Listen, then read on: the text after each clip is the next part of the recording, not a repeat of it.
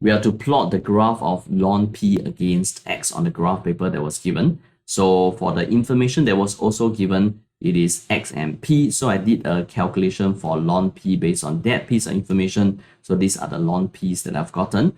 This as one point that is on my graph, it is here, 0 and 1.200. And for the subsequent few points, they are here, here, here, and here.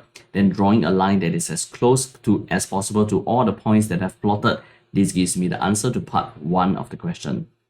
From the graph plotted in part 1, I have picked 2 points that falls on the graph. So one point is this, the other point is this. This is going to help me to find the gradient of this straight line. So for the gradient, it is going to be equal to 1.65 minus away this is 1.24. And this is going to be divided by 3.67 minus away this, which is 0.33. And this gives me a 0.12275.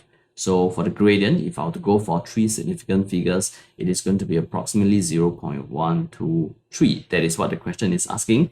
And the question is also asking us to express p in the form of ae to the power of kx. So by making use of this straight line with the vertical axis as ln p, if I were to see this ln p as y, and the horizontal axis, let me see this as x. That means if I were to go for y is equal to gradient x plus the y-intercept, what I'm saying here is ln p is equal to the gradient. I'm going to use this number that is of 5 significant figures.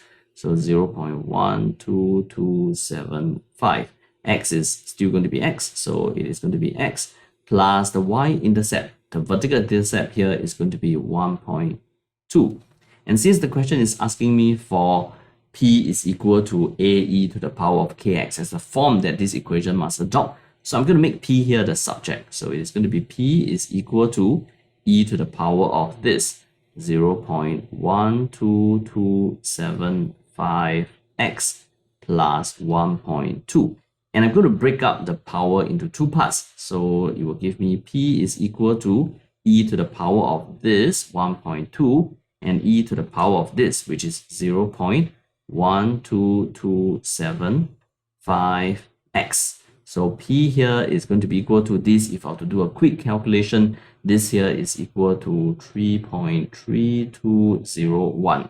E to the power of this is equal to 0.12275x. And if I were to express all numerical numbers to 3 significant figures, this will be 3.32. E to the power of this will be 0.123, then x. We are now looking at when the population is going to first exceed 8 million. And because p is in millions, we are talking about p to be equal to 8. So if I were to let p be equal to 8, and what I'm going to do is to try to solve first for x. So letting p be equal to 8, we will have a 3.3201 e to the power of 0.12275x. I'm letting this be equal to 8. Let's try to solve for x. So dividing this across to the other side, we will have a e to the power of 0.12275x. This is equal to 8 over 3.3201, which means that if I were to ln both sides, on the left-hand side, I have a 0.12275x. This is equal to ln of this, which is 8 over 3.3201. And dividing this across to the other side, I will be getting an x that is equal to 1 over 0.12275 ln of 8 over 3.3201.